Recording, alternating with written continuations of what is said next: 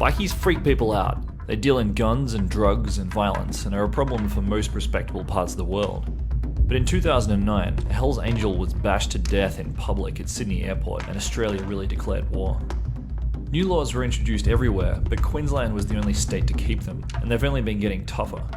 After a restaurant brawl last September, the government introduced the VLAD Act, or the Vicious Lawless Association Disestablishment Act.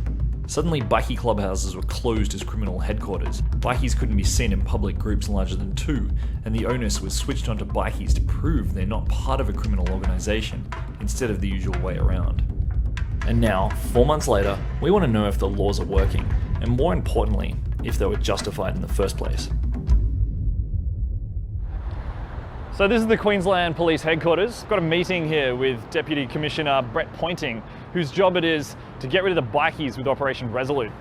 The significance of this map really shows the spread of criminal motorcycle gangs throughout Queensland. The biggest group in Australia by far is the Rebels. It's 3 times larger than any other group in Australia. It shows the unlawful entry offences there, the amount of offences for unlawful use of motor vehicle and drug offences. And it's just interesting to look at how many drug offences come out of rural Queensland as well.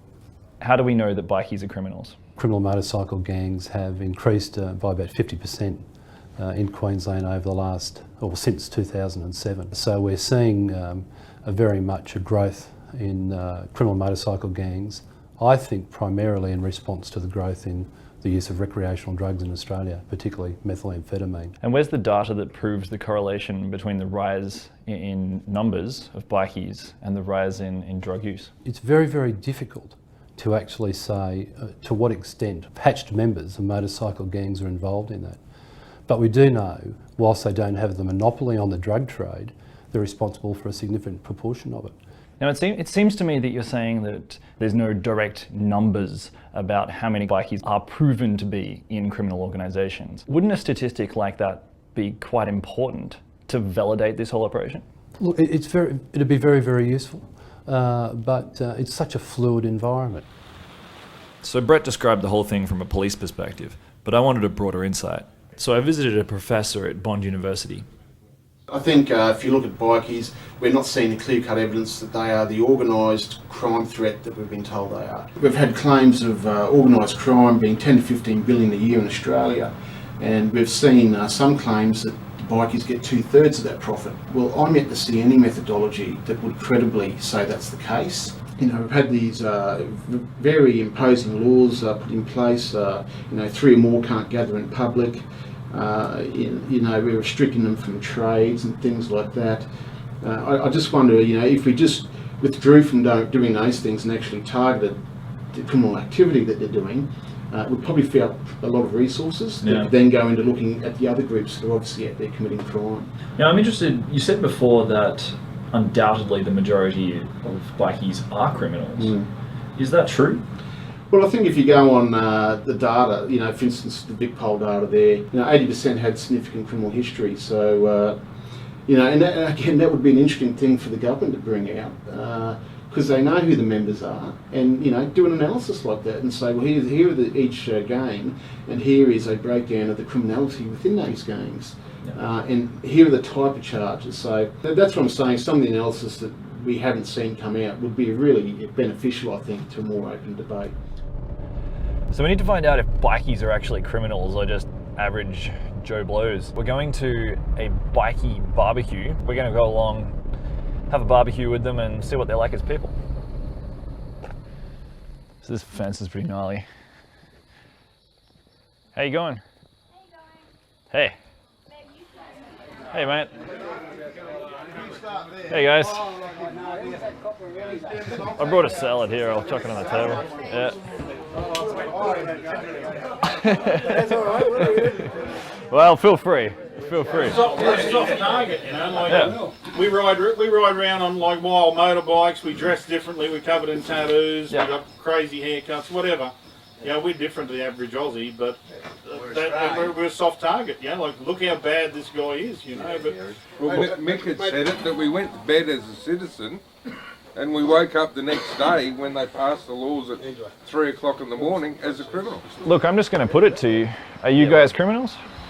This story from the government about all bikies being criminals and misfits of society is completely wrong. What happened on the Gold Coast shouldn't have happened. They overreacted.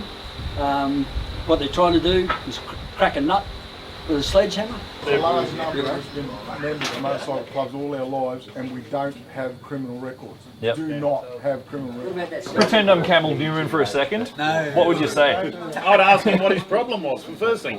And he'd say, we're targeting these guys, we're targeting these guys. Well, so why have you cast the net over all Queensland citizens, which he's done?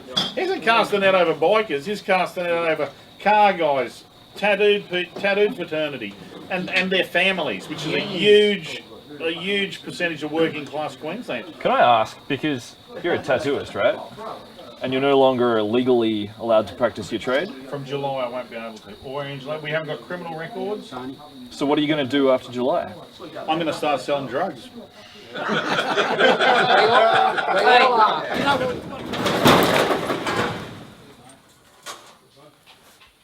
This bike's my pride and joy. I've had this bike since I was a nominee in the club, you know. This is probably one of the oldest bikes in the club. Oh, mate. This one, that's the one I'll never sell, you know. This is Tracy's car. I did all the paint work on this and customised it all. That is pretty much the best car I've ever seen. And we did all the paint work on that and made all the spider web grill and everything. For us to live every day, never have broken the law, living like we're criminals is just wrong. Yeah. You know? They say, oh, if you've done nothing wrong, you've got nothing to fear. Yeah. Man, I've never done anything wrong, you know? So why am I living like I have to live, you know, like wondering if I'm going to be in prison for 6 months for doing nothing wrong, you know? You know, this is not about persecuting anyone. Queensland is at the crossroads. We either accept, you know, what we're seeing with this increased violence that's going on, or we do something about it. On Sunday, Australia Day, we've got a big protest. What's the police response to this? Well, as you know, there has been other protests, and we always police them in the same way. You know, it's everyone's got a lawful right to protest in Queensland, and I think our record in managing protests is pretty good. Well, I thought it was every person's right in Australia to protest, but obviously not. I've just got correspondence here from our lawyers saying if we gather more than 2 at this protest, we'll be arrested and will result in prison time. So for protesting for an hour or so and making a speech, I'm going to do 6 months jail. So looks like I can't be there. So it's all up to you, Trace.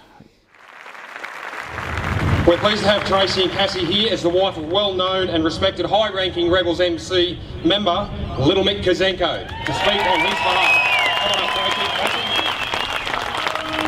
Mick has been a member of the 1% Club for 33 years. He has never had a criminal record. But on the morning of Friday the 18th of October 2013, he awoke to find out that the Queensland Government has now deemed him to be a member of a criminal organisation with no proof or justification. And we wonder every day when he goes to work, is he going to come home or is he going to go to jail for 6 months? Meanwhile, in Queensland, over 73,000 offences were reported in October and November. Bikies accounted for 1% of these.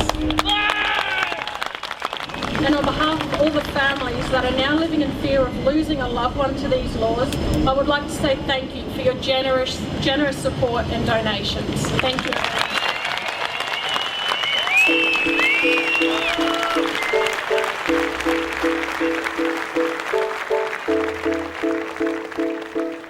So being at the protest, it's kind of easy to feel sorry for them all, but the fact remains that some bikies still commit crime. Queensland's bikies are actually planning a High Court challenge at the moment, so I guess in the end, the bikies' future will be decided there.